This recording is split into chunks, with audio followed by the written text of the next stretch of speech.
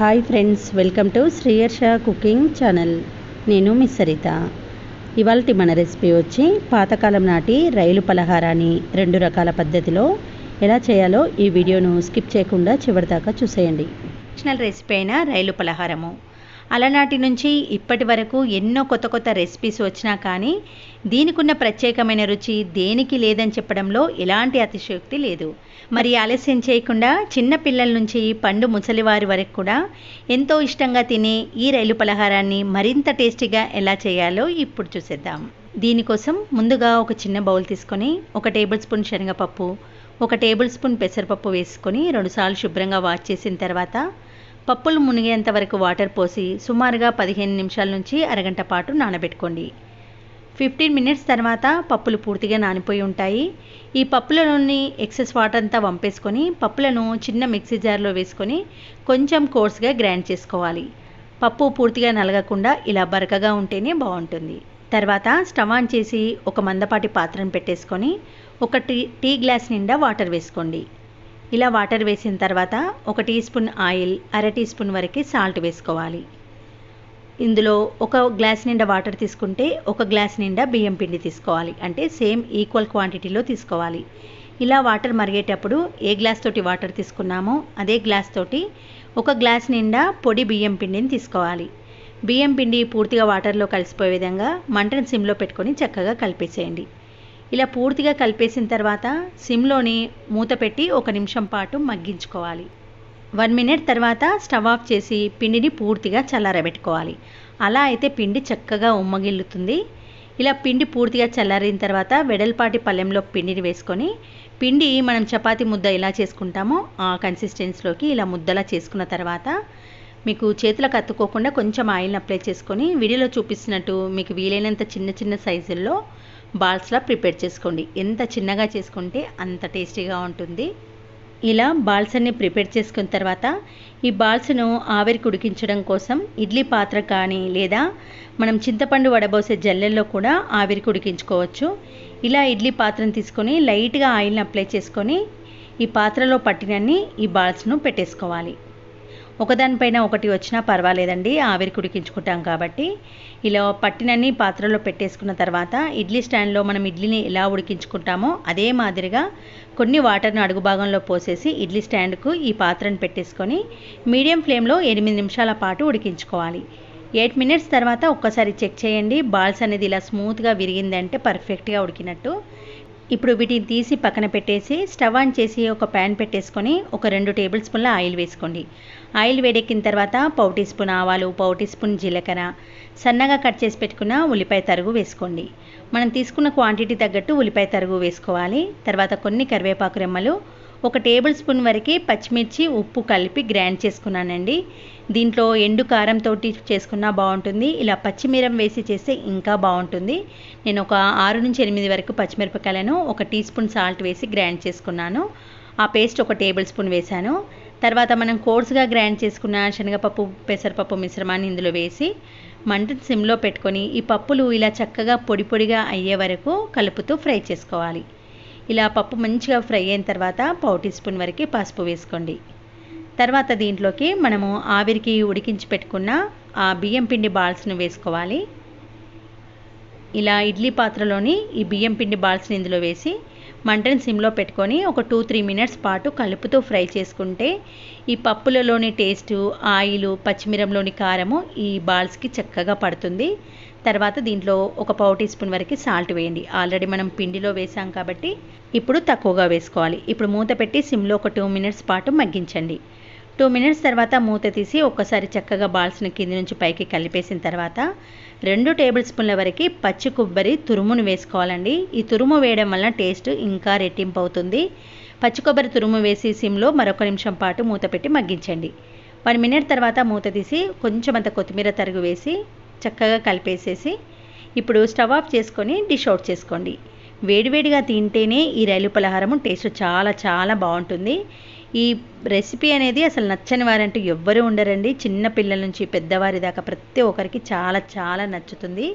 ప్రస్తుతము రైల్లో snacks food అమ్ముతున్నారు, కానీ అప్పటి కాలంలో అలాంటివి ఏమీ లేకుండా రైల్లో ప్రయాణించేవారు ఎక్కువగా ఈ ఫుడ్ తీసుకొని వెళ్ళేవారట. అందుకే ఈ రెసిపీకి రైలు పలహారం అని పేరు వచ్చింది. ఇప్పుడు మరొక పద్ధతిలో రైలు పలహారాన్ని ఎలా చేయాలో చూసేయండి. రైలు పలహారం చేయడానికి ముందుగా ఒక చిన్న మిక్సింగ్ బౌల్లోకి 2 టేబుల్ స్పూన్ల శనగపప్పు, 2 టేబుల్ స్పూన్ల పెసరపప్పును వేసుకొని ఒకసారి నీళ్లు మార్చుకుంటూ శుభ్రంగా కడిగి పెట్టుకోండి. తర్వాత దీంట్లోకి బౌల్ నిండా వాటర్ పోసి సుమారుగా 15 నుంచి 20 నిమిషాల పాటు నానబెట్టుకోవాలి. ఈలోపు మనము స్టవ్ ఆన్ చేసి ఒక ప్యాన్లోకి 1 కప్పు నిండా వాటర్ని తీసుకోండి. కప్పు కానీ గ్లాస్ కానీ మెజర్మెంట్తో తీసుకుంటేనే పర్ఫెక్ట్గా వస్తుంది ఈ రైలు పలారము.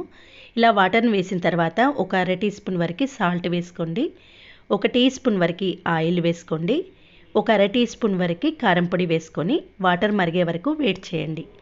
ఇలా వాటర్ మరిగేటప్పుడు ఏ కప్పుతోటి వాటర్ తీసుకున్నామో అదే కప్పు నిండా పొడి బియ్యం పిండిని వేసుకోవాలి.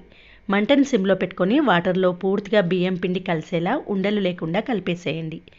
ఇలా వాటర్లో పూర్తిగా బియ్యం పిండి కలిసిన తర్వాతనే స్టవ్ ఆఫ్ చేసుకొని మూత పెట్టి ఒక 10-15 నిమిషాల పాటు అలా రెస్ట్ ఇస్తే పిండి కరెక్ట్గా సెట్ అయ్యి సాఫ్ట్గా అవుతుంది.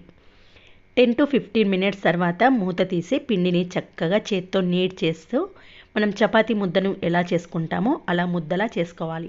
మనము మెజర్మెంట్తో 1 కప్పు బియ్యం పిండి తీసుకుంటే 1 కప్పు వాటర్ తీసుకున్నామంటే మనము పిండిని నీట్ చేసేటప్పుడు అస్సలు వాటర్ పట్టకుండా ఇలా సాఫ్ట్గా పిండి వస్తుంది. కాబట్టి మీరు 1:1 రేషియోలోనే తీసుకోవాలి. చూడండి, పిండిని ఇలా సాఫ్ట్గా చేసుకున్న తర్వాత అరిచేతులకు కొద్దిగా ఆయిల్ని అప్లై చేసుకుంటూ వీడియోలో చూపిస్తున్నట్టు ఇలా వీలైనంత చిన్న చిన్న ఉండల్లా చేసుకోవాలి. మీకు ఎంత చిన్నగా చేయగలిగితే అంత చిన్నగా చేసుకోండి, అప్పుడే మనకు తినడానికి చాలా బాగుంటుంది. చూడండి, ఇలా చిన్న గోటిల్లా మాదిరిగా చేసుకుంటూ ఒక ప్లేట్లో పెట్టేసుకోండి. మనము కొద్దిగా ఆయిల్ను రాసుకుంటూ ఈ ఉండలన్నీ ప్రిపేర్ చేసుకుంటాం కాబట్టి అన్నీ ఒకేసారి ప్లేట్లో పెట్టుకున్నా కూడా ఒకదానికొకటి అతుక్కోకుండా ఉంటుంది.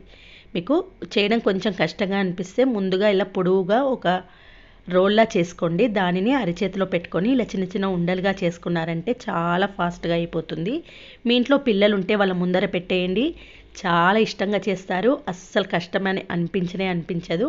ఆడుకుంటూ పాడుకుంటూ ఇలా గోటీలన్నిటినీ సిద్ధంగా చేసుకున్న తర్వాతనే స్టవ్ ఆన్ చేసి వెడల్పుగా ఉన్న ఒక గిన్నెలోకి సగం వరకు వాటర్ వేసుకోండి. తర్వాత దీనిపైన ఇలా రంధ్రాలున్న చింతపండు వడవోసుకునే జాలిని పెట్టేసుకొని దీనిపైన కూడా కొంచెం ఆయిల్ని అప్లై చేసుకోండి. మీకు ఇలాంటి గిన్నె లేకపోతే మనము ఇడ్లీ స్టాండ్లో కూడా పెట్టుకొని ఆవిరికి ఉడికించుకోవచ్చు. మీకు ఎలా వీలుంటే అలా చేసుకోండి. తర్వాత మనం రెడీ చేసి పెట్టుకున్న ఈ చిన్న ఉండ్రాలన్నిటినీ ఇందులోకి వేసేసుకొని దీన్ని సమానంగా ఈవెన్గా స్ప్రెడ్ చేయండి. తర్వాత కంప్లీట్గా కవర్ అయ్యేలా ఒక క్యాప్ పెట్టేసి మంటను మీడియం ఫ్లేమ్కు టర్న్ చేసుకొని సుమారు 8 నుంచి 10 నిమిషాల పాటు ఆవిరికి ఉడికించుకోవాలి. మంటను మాత్రం మీడియం ఫ్లేమ్లో పెట్టుకొని 8 to 10 మినిట్స్ పాటు ఆవిరికి ఉడికించండి.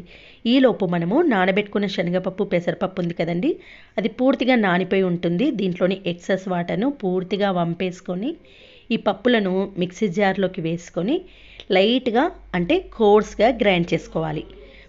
పలుకులుగా ఉంటేనే తినేటప్పుడు మధ్య మధ్యలో తగులుతూ భలే టేస్టీగా ఉంటుంది. కాబట్టి చూసారు కదా, ఇలా కోర్స్గా పప్పులు కనబడేలా గ్రైండ్ చేసుకొని ఈ పప్పు మిశ్రమాన్ని పక్కన పెట్టేయండి.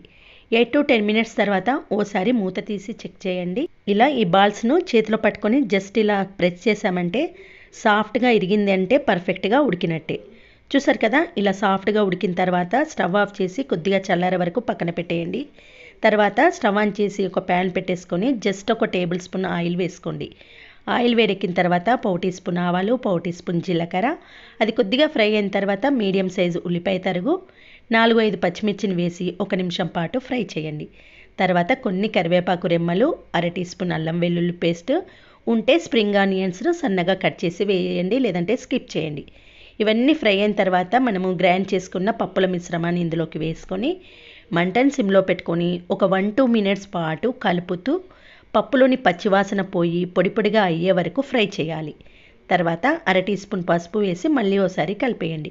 చూడండి, పప్పుల మిశ్రమం పూర్తిగా ఫ్రై అయ్యి ఇలా పొడిగా అయిన తర్వాతనే దీంట్లో పచ్చి కొబ్బరిను కొద్దిగా ఉంటే వేసుకోండి. మనం తీసుకున్న బియ్యం పిండి క్వాంటిటీకి అప్రాక్సిమేట్లీ ఒక 2 టేబుల్ స్పూన్ల పచ్చి కొబ్బరి తురుము పడుతుంది. నేను పచ్చి కొబ్బరిను డీప్ ఫ్రిడ్జ్లో 5-6 మంత్స్ వరకు స్టోర్ చేసి పెట్టుకుంటానండి.